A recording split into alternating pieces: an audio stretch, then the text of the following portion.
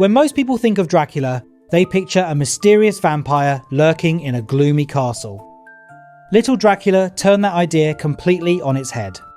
First broadcast in 1991, this energetic animated series took the classic horror legend and gave it a family-friendly makeover, filling it with outrageous comedy, memorable characters, and a wonderfully offbeat sense of humour. Based on the children's books by Martin Waddell and Joseph Wright, the series follows Little Dracula, a young vampire who's far more interested in enjoying himself than becoming the terrifying creature his father hopes he'll be.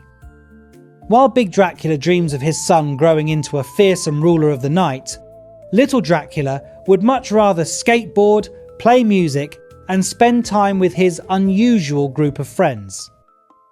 Home is Castle Dracula, where almost every resident is stranger than the last.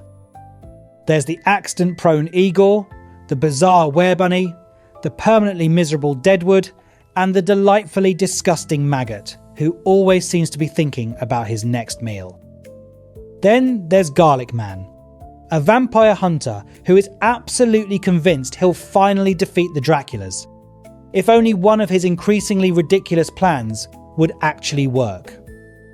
Unsurprisingly, they rarely do, and that's where much of the show's comedy comes from. The series also featured an impressive voice cast. Edan Gross voiced the title character, while comedian Joe Flaherty brought plenty of personality to Big Dracula. Comedy legend Jonathan Winters voiced several characters, including Igor and Granny, often stealing scenes with his wonderfully over-the-top performances. Fans of animated television may also recognise the voices of Kath Soucie, Brian Cummings, and Neil Ross, all of whom appeared in countless cartoons throughout the 1980s and 1990s. Little Dracula had an unusual journey on television. Although 13 episodes were completed for its original run, only 6 were shown during its first broadcast on Fox Kids in America before the programme was replaced in the schedule by Beetlejuice. A Halloween special followed later that year, while several episodes weren't shown in the United States until years afterwards. 3 episodes didn't receive an American television broadcast at all. Elsewhere, however, the series had a much smoother run, and a further 13 episodes were produced through a co-production with French and German animation studios, bringing the total to 26 episodes. The cartoon didn't stop at television either. Bandai produced a colourful toy line that included action figures, vehicles, and playsets based on the series.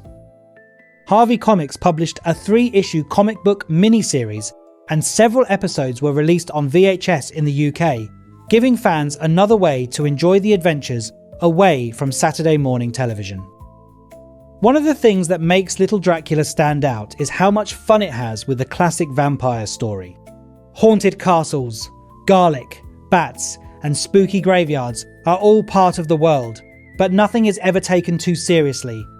Every episode throws another ridiculous situation at its characters, with Garlic Man's latest scheme usually ending in complete disaster. While many cartoons of the early 1990s focused on action heroes and epic adventures, Little Dracula happily embraced the weird. It combined horror and comedy in a way that felt fresh, delivering a delightfully offbeat series that was every bit as quirky as its title suggested. It's a fun reminder of an era when children's animation wasn't afraid to get a little strange. After all, not every vampire spends more time making you laugh than making you scream.